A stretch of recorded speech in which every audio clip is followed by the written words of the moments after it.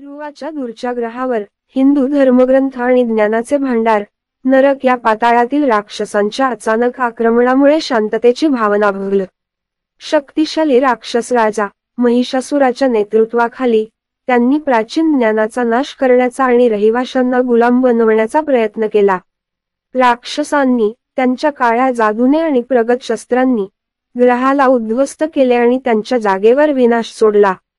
ऋषी आणि विद्वान, पवित्र ज्ञानाचे रक्षक, वेद आणि देवतांच्या सामर्थ्याचे आवाहन करून आपल्या मातृभूमीचे रक्षण करण्यासाठी एकत्र आले.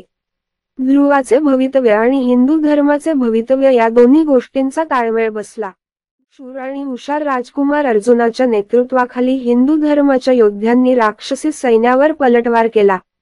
त्यांच्या प्रगत अंतराळयान, ब्रह्मास्त्र आणि त्यांची शक्तिशाली शस्त्रे, अस्त्रांसह त्यांनी आकाशगंगा ओलांडून एका महाकाव्य संघर्षात राक्षसांशी लढा दिला.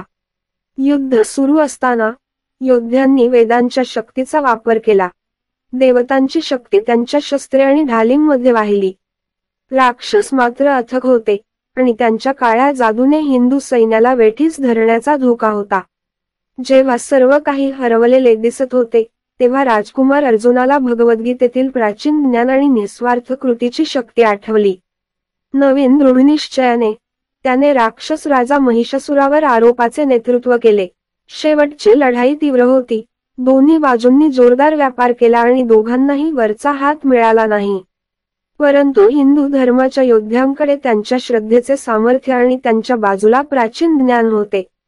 हर हर महादेव च्या जोरदार जयघोषाने त्यांनी एक विनाशकारी हल्ला केला ज्याने राक्षस सैन्याचा नाश केला आणि महिषासुराला पराभवाने पळून नेले.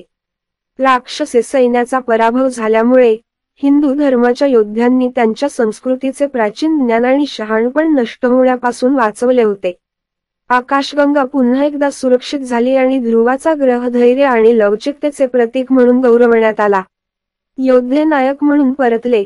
त्यांची नावे इतिहासात कोरली गेली आणि त्यांच्या दंतकथा पुढील पिढ्यांना प्रेरणादायी ठरल्या.